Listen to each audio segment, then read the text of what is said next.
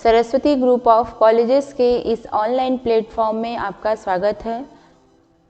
आज हम एनईपी के अनुसार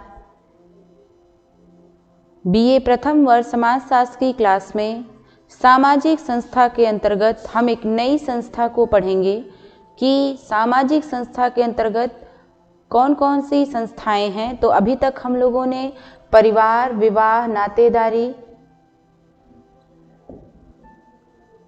नातेदारी का अध्ययन किया, शिक्षा का अध्ययन किया।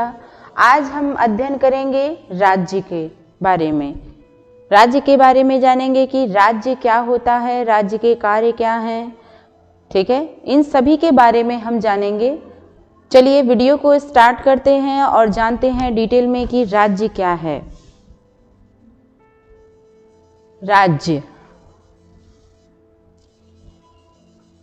राज्य को हम सबसे पहले संक्षेप में जानेंगे, उसके बाद से हम समाजशास्त्रीय दृष्टि से या उसके अर्थ को जानेंगे। सबसे पहले हम राज्य को जानेंगे।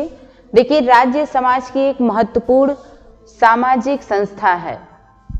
जिस प्रकार समाज में विवाह परिवार का एक विशेष महत्व माना जाता है, उसी प्रकार राज्य भी क्या है, राज्य भी सामाजिक संस्था का एक रूप माना जाता है।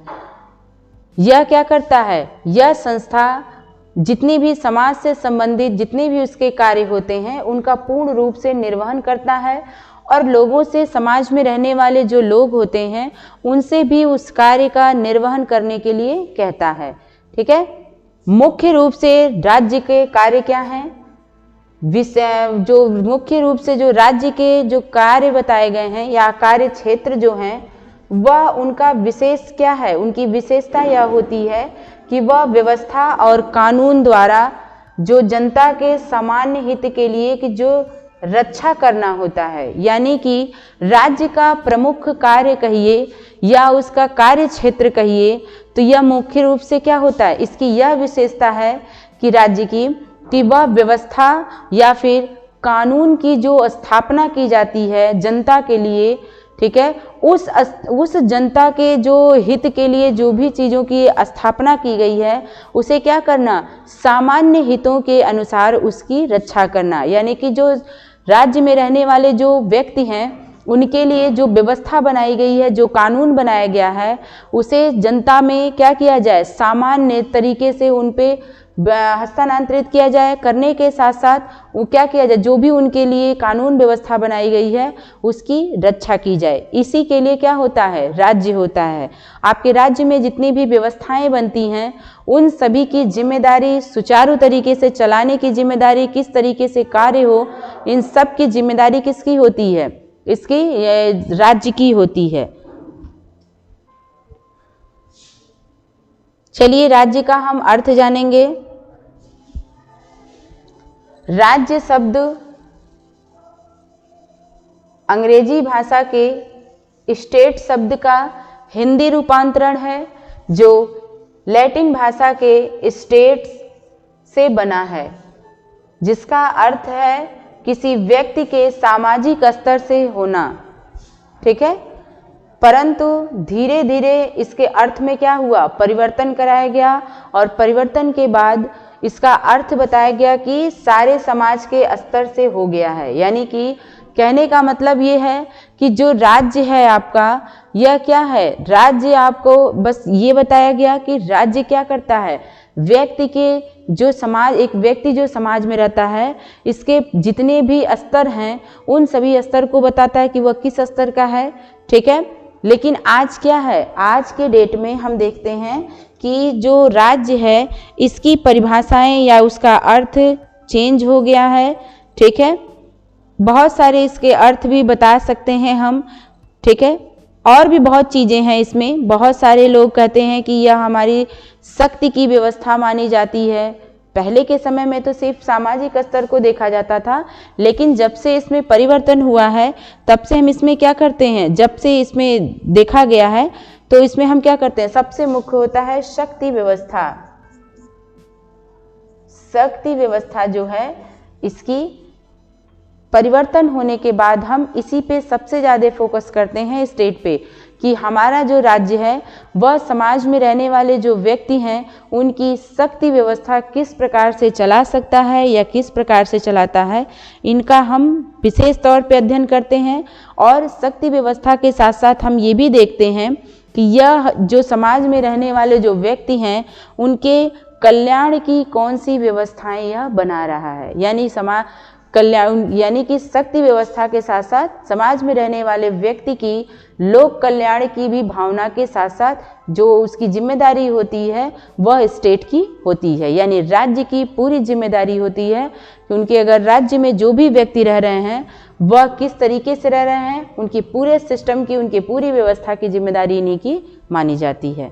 ठीक है, आगे हम जानेंगे इनका परिभाषा कि राज्य को अन्य कितने भाषाओं में, यानी कि जो आपके समाजशास्त्री हैं उन्होंने राज्य को क्या बताया है अपने विचार के अनुसार, उन विचारों को हम जानेंगे कि वह उनकी भाषा में राज्य क्या है। देखिए, सबसे पहले हम जानेंगे I.L. कंडेल के अनुसार। I.L. कंडेल ने कहा कि राज्य क्या है, एक संगठित राजनीतिक समुदाय के रूप में की जा सकती है। ठीक है ना, क्या बताया गया कि राज्य जो है वह एक संगठित राजनीतिक समुदाय के रूप में की जा सकती है, जिसकी क्या है, जिसकी एक सरकार होती है। ठीक है, और उसके द्वारा मान्यता प्राप्त की जाती है। यानी कि जो राज्य है आपका, ठीक है ना, उसके द्वारा क्या की जा सकती है, उसके द्वारा यानी कि जो आपका समुदाय है जिसकी एक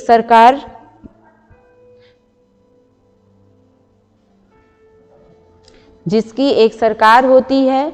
ठीक है, और उसके द्वारा क्या किया जा सकता है, उसके द्वारा मान्यता प्राप्त किया जा सकता है। यह है राज्य के, यानी कंडेल के अनुसार राज्य की परिभाषा। ठीक है, ये भी इन्होंने कहा कि सामान्य रूप से व्यक्ति राज्य एवं सरकार को एक ही मान लेता है। कभी कभी समाज में रहने वाले जो व्यक्ति हैं वह राज्य को और सरकार को दोनों को एक ही मान लेते हैं, क्योंकि दोनों के अधिकतर काम सेम होते हैं और दोनों सिस्टम से जुड़े होते हैं। बिना सिस्टम के ये कोई भी काम नहीं करते हैं, क्योंकि बिना सिस्टम के सरकार नहीं चल सकती है और बिना सिस्टम के राज्य भी नहीं चल सकता है। इसीलिए कंडेल ने कहा कि अगर हम सामान्य रूप से देखें कि राज्य को, तो उसमें क्या करता है, जो एक व्यक्ति होता है समाज में रहने वाला, वह राज्य को और सरकार को दोनों को एक ही मान लेता है। ठीक है, अगला हम जानेंगे मैकाइवर एवं पेज के अनुसार। देखिए, मैकाइवर ने कहा कि राज्य ऐसी समिति है, इन्होंने क्या कहा कि राज्य एक ऐसी समिति है जो कानून और शासनाधिकार के द्वारा कार्य करती है। किसके द्वारा? कानून और शासनाधिकार के द्वारा कार्य करती है, जिसे एक निश्चित भूभाग के अंदर सामाजिक व्यवस्था को बनाए रखने के लिए सर्वोत्तम अधिकार होते हैं। यानी जो हमारी राज्य व्यवस्था है यह क्या करती है, यह अपने कानून के द्वारा या फिर उनके जितने भी शासनाधिकार होते हैं उनके द्वारा समाज में कार्य करती है या व्यवस्था बनाती है। ठीक है, यह क्या होता है, यह एक निश्चित भूभाग के अंदर इस सिस्टम को बनाया जाता है। ऐसा नहीं है कि यह अस्थायी हो जाए, इनको कहीं भी बनाया जाए, यह स्थायी भी होता है। ठीक है, इनके जो भी सिस्टम होते हैं, और यह सारी जो सिस्टम व्यवस्था होती है यह एक व्यक्ति के लिए क्या होती है, सर्वोच्च अधिकार के लिए बनाई जाती है। तो ये है राज्य की परिभाषा I.L. कंडेल के अनुसार और मैकाइवर के अनुसार। आगे चलते हैं, जानते हैं राज्य के तत्व। देखिए, राज्य के 4 तत्व हैं, जनसंख्या, सरकार, संप्रभुता और भूभाग। 4 चीजें बताई गई हैं, इनको हम जानेंगे। देखिए, सबसे पहले दिया है जनसंख्या। जनसंख्या सबसे अनमोल होता है, कह सकते हैं कि सबसे महत्वपूर्ण भी माना जाता है, क्योंकि राज्य एक मानव समुदाय है। ठीक है, मानव समुदाय होने के नाते जनसंख्या का होना आवश्यक होता है, क्योंकि जनसंख्या राज्य का पहला आवश्यक निर्माणकारी तत्व माना जाता है। क्या माना जाता है? आवश्यक निर्माणकारी तत्व। ठीक है, निर्माणकारी तत्व माना जाता है। इसके बिना हम क्या कर सकते हैं, किसी भी राज्य की स्थापना नहीं कर सकते हैं। ठीक है जी, अगर यह न रहे तो हम किसी भी निर्जन प्रदेश को हम राज्य नहीं कह सकते हैं। ठीक है ना, इसीलिए राज्य क्या है, राज्य के अंतर्गत हम कितनी भी संख्या हो, अगर हमारा एक राज्य है तो उस राज्य में जितनी भी संख्या हो, ठीक है ना, उनके अनुसार हम क्या करते हैं, उसका हम एक निश्चित उत्तर देने की संभावना भी रखते हैं और उस सिस्टम को भी हम अच्छे से बना सकते हैं। ठीक है, इसीलिए राज्य के जो तत्व हैं उसमें आपकी जनसंख्या बहुत ही महत्वपूर्ण होती है, क्योंकि हम इसे प्राचीन से लेके आधुनिक काल तक की सारी घटनाओं या सारी सिस्टम को हम देख सकते हैं। उसी के अनुसार हम अपनी जनसंख्या को भी बढ़ा सकते हैं या घटा सकते हैं। आगे चलते हैं, सरकार। सरकार को पढ़ेंगे हम।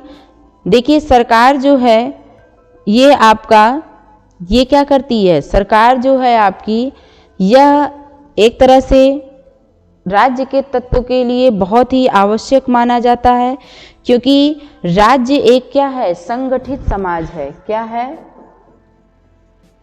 संगठित समाज है। अभी कंडिल ने कहा था कि संगठित समाज, ठीक है ना, उसके लिए हमें क्या करना पड़ता है, राज्य की आवश्यकता पड़ती है। इसीलिए यहाँ कहा गया कि जो राज्य है यहाँ पे क्या है, संगठित समाज माना गया है यहाँ पे। और मानने के साथ साथ राज्य के लिए जो शासन किया जाए या फिर जो सरकार होनी चाहिए वह क्या होती है, अनिवार्य होती है। एक राज्य को चलाने के लिए सरकार की सबसे आवश्यकता पड़ती है, बिना इसके हम किसी कार्य को नहीं कर सकते हैं। सरकार के साथ साथ जो भी राज्य के जो अन्य जो रूप होते हैं, चाहे अलग अलग कोई भी रूप हो, अगर हम उनको भी देखते हैं और उन्हीं के अनुसार हम क्या करते हैं, उन्हीं के अनुसार हम अन्य राज्य का भी हम खंडन करते हैं या फिर विघटन करते हैं। विघटन मतलब उनको हम अलग अलग हिस्सों में बांट देते हैं, जिससे क्या हो सके, जो अन्य राज्य हैं वह सुचारू रूप से चल सके। अगला है इसमें संप्रभुता। संप्रभुता को देखेंगे कि संप्रभुता क्या होती है। देखिए, राज्य के जो बहुत सारे उद्देश्य होते हैं, ठीक है ना, तो संप्रभुता के अनुसार ही हम क्या कर सकते हैं, संप्रभुता के ही अनुसार हम इनके जितने भी कार्य होते हैं, ठीक है ना, उन कार्यों को पूरा कर सकते हैं। और राज्य क्या है, राज्य एक मानव समुदाय है। क्या है, मानव समुदाय है। मानव समुदाय होने के नाते ही इसमें क्या होती है, इनके पास सर्वोच्च शक्ति होती है। सर्वोच्च शक्ति के ही आधार पे ये क्या करते हैं, अपने जितने भी इनके सदस्य होते हैं उन सदस्यों पर अपने नियमों का पालन करते हैं, बलपूर्वक पालन करते हैं। बलपूर्वक पालन करने के ही साथ साथ ये क्या करते हैं, राज्य में जितने भी अन्य मानव हैं या जो समुदाय हैं उन समुदायों को नियंत्रित भी करते हैं।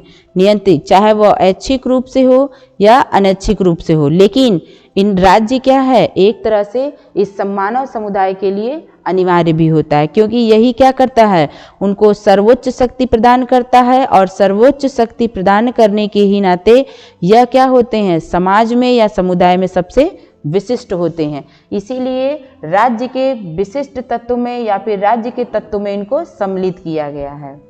एक है जनसंख्या क्या करती है, निर्माणकारी कार्य करती है। सरकार क्या करती है, संगठित समाज को बनाती है। और संप्रभुता क्या करता है, मानव समुदाय को सर्वोच्च बनाता है या इनकी शक्ति को बताता है। अगला है भूभाग। भूभाग को हम पढ़ेंगे कि भूभाग क्या है। चौथा है इसमें भूभाग। भूभाग देखिए, भूभाग भी आपके राज्य के तत्व के लिए बहुत ही अनिवार्य होता है, बहुत ही आवश्यक माना जाता है। इसको बिना इनके हम किसी कार्य को नहीं कर सकते हैं। देखिए, राज्य में अगर हम देखा जाए तो राज्य के लिए जनसंख्या अगर रहती है कहीं पे भी तो वह भूभाग पे ही जनसंख्या रहती है, ठीक है, जहाँ पे लोगों का रहना निश्चित भी होता है। और लोग क्या करते हैं, पर्याप्त मात्रा में भूभाग पर रहते हैं, जहाँ पर लोग क्या करते हैं, स्नेह पूर्वक रहते हैं या फिर प्रेम पूर्वक भी रह सकते हैं। ठीक है, रहकर वह क्या करते हैं, अपने जो उनका जीवन जो होता है, सामूहिक भी कह सकते हैं, सामूहिक जो उनका जीवन होता है वह वहाँ पर व्यतीत करते हैं। एक तरह से कह सकते हैं कि जो राज्य है वह गठन में भूखंड की जो भूखंड है, आपका जो भूभाग है, उनके लिए क्या होता है, यह एक प्रकार का अनिवार्य रूप का अनुभव होता है। क्या होता है, अनिवार्यता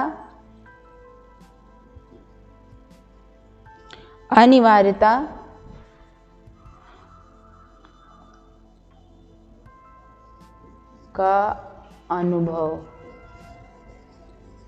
अनिवार्यता का अनुभव, यह एक प्रकार से अनुभव भी कराता है। अनुभव के साथ साथ यह देखा गया है कि जो राज्य के लिए जो अन्य जो भूखंड बनाए गए हैं उनसे भी क्या है, उनसे बहुत सारे हम विशाल चीज़ों को देख सकते हैं। ठीक है, विशाल चीज़ों के साथ साथ हम यह भी मान सकते हैं कि यदि अगर राज्य के लिए भूखंड न रहे, भूभाग न बनाए जाएं, तो जो हमारे जनसंख्या है वह एक प्रकार से अनिश्चित हो जाएगी। लेकिन उनको एक नियंत्रित और निश्चित स्थान प्रदान करने के लिए हमें अपने राज्य में भूभाग की आवश्यकता पड़ती है। इसीलिए राज्य के लिए यह चार जो तत्व बताए गए हैं, यह चार तत्व बहुत ही आवश्यक होते हैं। जनसंख्या, सरकार, संप्रभुता और भूभाग, यह चारों क्या हैं, राज्य के लिए अनिवार्य हैं। यदि यह चार न रहें तो राज्य का एक सही राज्य का निर्माण नहीं हो सकता है। इसीलिए सही राज्य के लिए इन चारों की आवश्यकता पड़ती है। चलिए आगे जानते हैं हम राज्य के कार्य, जानेंगे हम राज्य के कार्य क्या हैं। देखिए दिया है इसमें, पढ़ते हैं। पहला इसमें कानूनों का निर्माण करना, शुरू से हम लोग पढ़ते आ रहे हैं कि राज्य क्या करता है, कानूनों और शासनाधिकार का निर्माण करता है और उन्हीं के अनुसार क्या करता है, समाज को नियंत्रित करता है। इसीलिए समाज को नियंत्रित करने के लिए या व्यवस्थापिका को बनाने के लिए क्या करना पड़ता है, कानूनों का सहारा लेना पड़ता है, कानून को बनाना पड़ता है ताकि समाज में रहने वाले जो लोग हैं वह नियमबद्ध हो सके, नियम के अनुसार चल सकें। अगला है आर्थिक व्यवस्था का नियमन। आर्थिक व्यवस्था का नियमन ये बताता है कि राज्य का जो मुख्य दायित्व बताया गया है वह आधुनिक समाज में जो लोग रहते हैं उनके जीवन स्तर में सुधार करने से है, या फिर उनके जीवन में जो आर्थिक वृद्धि है, आर्थिक वृद्धि जो बताई गई है उस आर्थिक वृद्धि में कार्य करने के लिए है। फिर उसके बाद से उनकी जब आर्थिक वृद्धि होगी तो आर्थिक वृद्धि के साथ साथ उनकी आर्थिक व्यवस्था भी मजबूत होगी, जिससे उत्पादन की जो कार्य हैं उनका अच्छे से नियमन हो सकेगा। इसीलिए राज्य का ये भी एक कार्य है कि वह क्या करे, वह समाज की जो आर्थिक व्यवस्था है उसका नियमन कर सके, उसे वह अच्छे से चला सके। अगला दिया है शिक्षा का प्रसार। राज्य का यह भी एक कार्य है कि शिक्षा का प्रसार जो है किस प्रकार से कर सके, तो समाज में जो शिक्षा नीति लागू की जाती है उसे जब हम अलग अलग वर्गों में शिक्षण सुविधाओं के अनुसार जब हम प्राप्त करते हैं तो उसी के अनुसार हम राज्य पे जो भी आधारित जो नीतियां बनाई गई हैं, जब उन्हें व्यक्ति को हम उनके कर्तव्य और अधिकार के अनुसार जब ज्ञान देकर हम कार्य करेंगे, ठीक है, या फिर उनका ज्ञान कराएंगे, तभी हम इस कार्य को आगे बढ़ा सकते हैं। ठीक है, तो इसीलिए राज्य का ये भी कार्य है कि वह शिक्षा का क्या कर सके, शिक्षा का अच्छे से उनका प्रसार करा सके, जो भी नई नीति बनाई गई है उस नीति के अनुसार उस कार्य को कराया जा सके, जिससे लोग अपने कर्तव्य और अधिकार का ज्ञान प्राप्त कर सकें। यह भी क्या है, राज्य का कार्य है। अगला है दंड द्वारा नियंत्रण। देखिए किसी भी सिस्टम को चलाने के लिए, व्यवस्था को चलाने के लिए दंड व्यवस्था आवश्यक होता है। दंड व्यवस्था के ही द्वारा हम क्या कर सकते हैं, समाज को नियंत्रित कर सकते हैं। यदि अगर दंड व्यवस्था न रहे तो हमारा समाज क्या होगा, अनियंत्रित हो जाएगा। इसीलिए राज्य के ये भी एक कार्य है दंड व्यवस्था का, कि अगर हम राज्य के पास अगर दंड व्यवस्था के नियम अगर लागू करते हैं तो इससे कार्यपालिका और न्यायपालिका दोनों जो दंड व्यवस्था जो होती है इन्हीं दोनों के द्वारा यह लागू भी किया जाता है, न्यायपालिका और कार्यपालिका।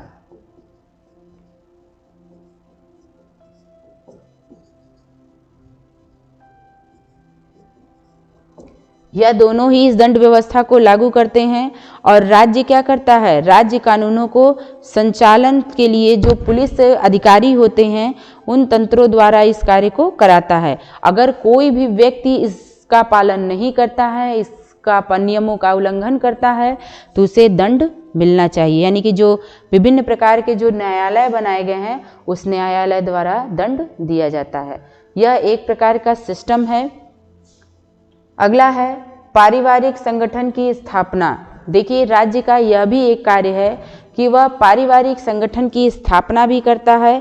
यह भी उसका एक प्रकार का कर्तव्य है, जिससे कि पारिवारिक जीवन को हम क्या कर सकें, स्वस्थ बना सकें और संगठित बना सकें। इसके लिए क्या करता है राज्य, पारिवारिक संगठन की स्थापना करता है और विभिन्न प्रकार के आयु और शर्तों का भी निर्धारण करता है कि आप पारिवारिक जीवन में कब सम्मिलित हो सकते हैं, कब विवाह कर सकते हैं, कब परिवार की स्थापना कर सकते हैं। इन सभी का एक आयु के अनुसार या फिर विभिन्न प्रकार की शर्तों के अनुसार इसे हम बताता है।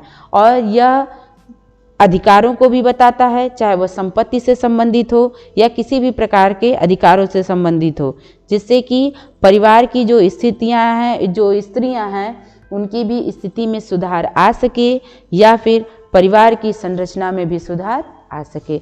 इसके लिए पारिवारिक संगठन की स्थापना राज्य के द्वारा की जाती है। अगला है मौलिक अधिकारों की रक्षा। यह भी हमारे लिए बहुत ही महत्वपूर्ण होता है, मौलिक अधिकार, क्योंकि एक व्यक्ति के, एक नागरिक को उनके मौलिक अधिकारों का ज्ञान होना बहुत ही आवश्यक होता है और अधिकार होने के साथ साथ उनका पालन करना भी यह आवश्यक होता है। और अपनी समस्त जो उनकी पीढ़ियां हैं उनमें भी हस्तांतरित करने की भी जिम्मेदारी उन्हीं की होती है और यह कार्य कराने की जो विधि होती है वह राज्य की होती है। राज्य के ही द्वारा हम इन्हें करा सकते हैं। जो भी उनके राज्य में नागरिक हैं उनके मौलिक अधिकारों को बता सकते हैं, जिससे क्या हो सके, उस व्यक्ति का भी विकास हो और उनके व्यक्तित्व का भी विकास हो सके, जिससे उन्हें समाज में किसी भी प्रकार के संघर्ष को न करना पड़े। अगला है आंतरिक एवं बाह्य सुरक्षा। राज्य जो होता है वह हमें क्या करता है, आंतरिक और बाह्य यानी कि दोनों तरीके की चीज़ों से हमको बचाता है। यानी कि राज्य समाज की चाहे वह बाह्य आक्रमण से रक्षा करती है और लोगों को क्या करती है, स्वयं की स्वतंत्रता समाज में बनाए रखने के लिए अवसर भी प्रदान करता है, जिससे हमारा राज्य क्या हो सकता है, सुरक्षित हो सकता है, हमारे नागरिक भी सुरक्षित हो सकते हैं। और आंतरिक सुरक्षा के लिए भी क्या करता है, हमारा राज्य बहुत सारे कार्य करते हैं, बहुत सारे प्रशासन को बनाते हैं, न्याय व्यवस्था को बनाता है, जिससे हम क्या कर सके, सुदृढ़ रह सकें, हम सही रह सकें। जिससे कि अगर एक साथ ही साथ अगर हम देखते हैं कि अगर कोई कानून विरोधी करने वाला व्यक्ति है तो हम उसके प्रति क्या करते हैं, उसके प्रति दंड व्यवस्था निर्धारित करते हैं, क्योंकि जब तक दंड व्यवस्था हम नहीं लगाएंगे तब तक उस व्यक्ति में सुधार नहीं आ सकता है। और हम दंड व्यवस्था इसलिए लगाते हैं ताकि हमें किसी भी बाहरी जो आक्रमण है उससे हमें सुरक्षा मिल सके, इसीलिए दंड व्यवस्था का भी होना आवश्यक है। तो ये है राज्य के कार्य। पढ़ते रहिए, मिलते हैं अगले वीडियो में। धन्यवाद।